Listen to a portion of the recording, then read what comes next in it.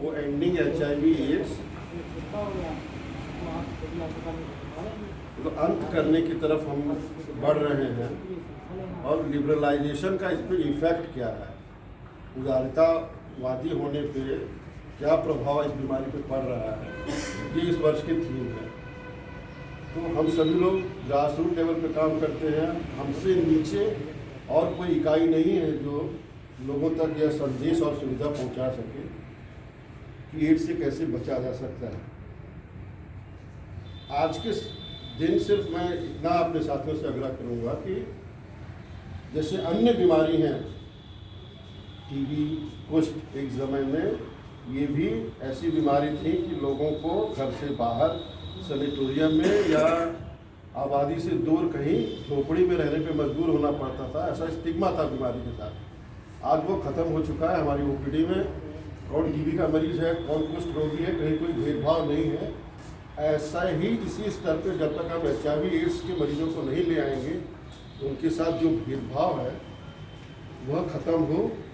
वह बिल्कुल अन्य बीमारी की तरह, जैसे ब्लड प्रेशर, शुगर में ताउम्र दवा खानी पड़ती है और आदमी स्वस्थ रहता है, आज इस स्थिति में है कि आदमी ताउम्र दवा खाए और वो करीब करीब नॉर्मल अपनी ज़िंदगी जीता है अगर वो HIV इन्फेक्टेड है। लोगों को ये भी बताना है कि HIV इन्फेक्टेड होने का ये मतलब नहीं कि आपको एड्स हो गया है।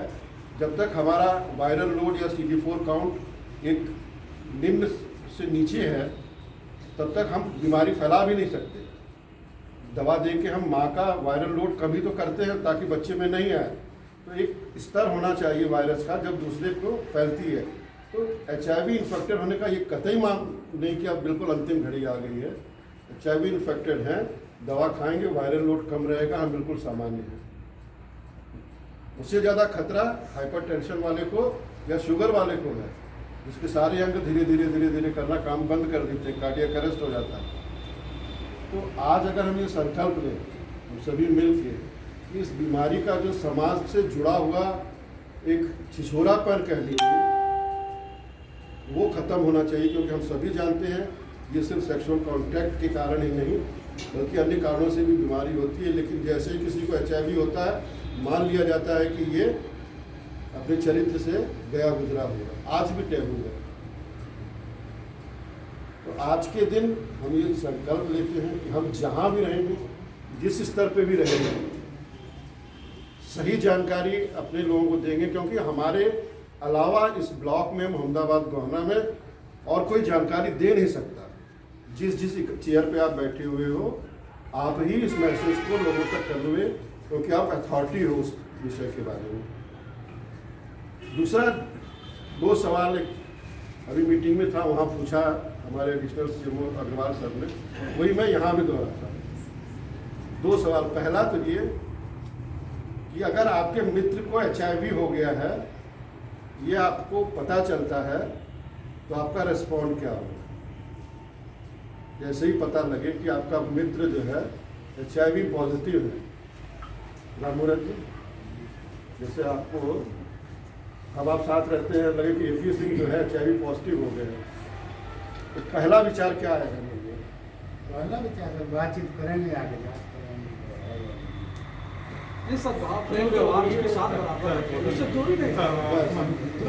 यही है कि अगर पता लग भी जाता है ये किसी साथी का, तो हम अपने व्यवहार में कोई अंतर नहीं आना चाहिए। क्योंकि हम जानते हैं छूने से, खाने से, साथ बैठने से ये बीमारी नहीं होती है।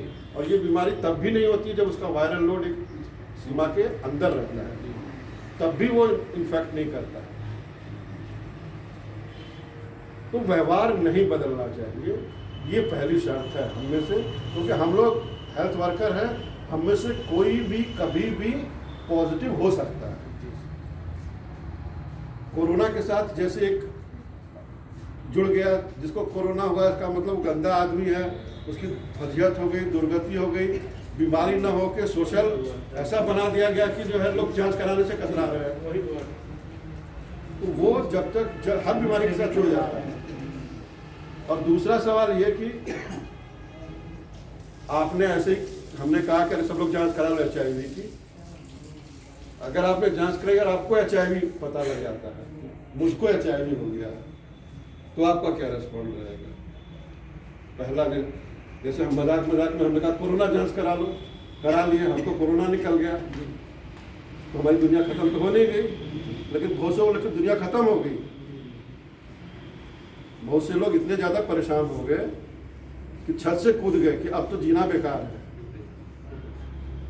ऐसे ही HIV, हमें से किसी को भी कभी भी HIV हम हो सकते हैं, जो भी आदमी पेशेंट के कांटेक्ट में है हो सकता है।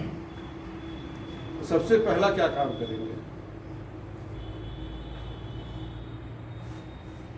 सबसे पहले अपने परिवार की जांच करा लेंगे ना, सबकी जांच करा लेंगे बिना किसी उसके, क्योंकि यहाँ गोपनीयता पूरी बढ़ती जाती है। आपको डिडोरा पीटने की जरूरत बिल्कुल नहीं। और सही जगह पे आपका सलाह देने वाला है ही है, उससे आपकी सलाह समझ में आ जाती है तो ठीक है, नहीं तो फिर एक अच्छे चिकित्सक से मिलकर, क्योंकि हम जानते हैं कि इसकी दवा उपलब्ध है। हम उतनी ही जिंदगी, आप मान लीजिए 50 साल है, मेरी जिम्मेदारियां 5 साल में पूरी हो जाएगी। मैं चाहता हूं कि 5-6 साल जिंदा रहो। 5-6 साल क्या, लोग 15 से 20 साल जिंदा हैं दवाओं की वजह से। शुगर की दवा नहीं खाओगे तो 2-4 साल में मर जाओगे, लेकिन खा के पूरी उम्र जीता है कि नहीं आदमी। तो वैसे ही हम जो है ART या जो भी समय उपलब्ध दवाएं हैं उसको खा के अपनी जिम्मेदारियां पूरी कर सकते हैं। इसलिए पैनिक नहीं होना है, और अगर कोई पैनिक है तो उसका ये डर हमें खत्म करना है। धन्यवाद।